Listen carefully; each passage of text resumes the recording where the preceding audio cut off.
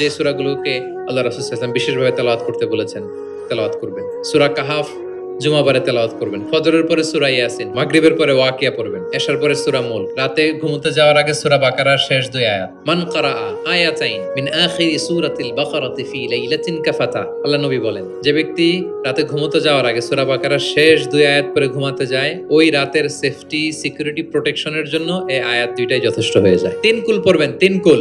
কুল হুয়াল্লাহু আহাদ, কুল আউযু বিরাব্বিল ফালাক, কুল আউযু বিরাব্বিন নাস। 3 কুল পড়বেন ফজরের পরে, মাগরিবের পরে, বিছানায় ঘুমোতে যাওয়ার আগে। আল্লাহ রাসূল সাল্লাল্লাহু আলাইহি ওয়াসাল্লাম এগুলো পরে হাতে ফু দিতেন, লম্বা একটা ফু দিয়ে সারা শরীরে এরকম মেসেজ করতেন, মাস্তাতা, যতটুকু সম্ভব হয়। তাহলে এটা special protection from your Lord. হ্যাঁ, শয়তানের বিপরীতে, ব্ল্যাক ম্যাজিক, জাদু টোনা বানের বিপরীতে প্রোটেকশন নিলেন কার কাছ থেকে? এই ওজিফাগুলো পালন করবেন। যদি করেন, আপনার জীবন প্রশান্তিময় হবে, আপনার জীবনের সব হতাশা দূর হবে, ডিপ্রেশন দূর হবে, আসমানি প্রশান্তি নেমে আসবে ইনশাআল্লাহ।